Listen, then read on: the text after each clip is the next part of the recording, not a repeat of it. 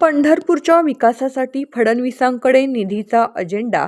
Padmavati उद्यानापासून solar प्रकल्पापर्यंत 7 मोठ्या मागण्या. पंढरपूर कृषी पंढरी 11व्या कृषी महोत्सवाच्या उद्घाटनासाठी मुख्यमंत्री देवेंद्र फडणवीस पंढरपुरात आले असता शहराच्या सर्वांगीण विकासासाठी नगरपालिकेच्या पदाधिकाऱ्यांनी निधीची मागणी करत विकासाचा मास्टर प्लॅन मुख्यमंत्र्यांसमोर मांडला.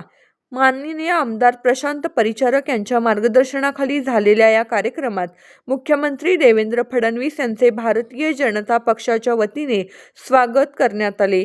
यावेळी उपनगराध्यक्ष महादेव धोत्रे, नगरसेवक लक्ष्मणराव शिरसट, गटनेते राजू सर्वगोड, नगरसेवक ॲडव्होकेट सुनील वाळुस्कर यांच्यासह महिला नगरसेविका, नगरसेवकांनी पंढरपूर शहरातील विविध प्रलंबित आणि प्रस्तावित विकास कामांसाठी मोठ्या निधीची मागणी केली.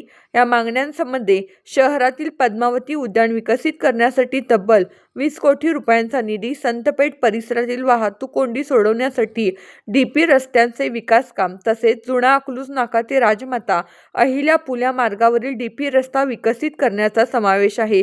श्री संत तुकाराम महाराज नाम संकीर्तन सभागृहाचे काम अंतिम टप्प्यात असून बांधकाम पूर्ण करण्यासाठी वाढीव 20 कोटी रुपयांचा निधी मिळावा अशी मागणीही करण्यात आली. याशिवाय पंढरपूर नगरपालिकेसाठी 3.5 मेगावॅट क्षमतेचा सोलार प्रकल्प, शहरातील विविध उपनगरीय भागामध्ये उद्याने, ओपन जिमची निर्मिती आणि राज्य नगरोत्थान योजनेअंतर्गत रस्ते विकास कामांसाठी दुसरा व तिसरा हप्ता मिळावा अशी मागणी पदाधिकाऱ्यांनी मुख्यमंत्र्यांकडे केली. एकूणच कृषी महोत्सवाच्या निमित्ताने पंढरपूर शहराच्या विकासाचा रोडमॅपच मुख्यमंत्री फडणवीस यांच्यासमोर मांडण्यात आला असून आता या मागण्यांना शासनाकडून किती निधी मिळतो याकडे पंढरपूरकरांचे लक्ष लागले आहे.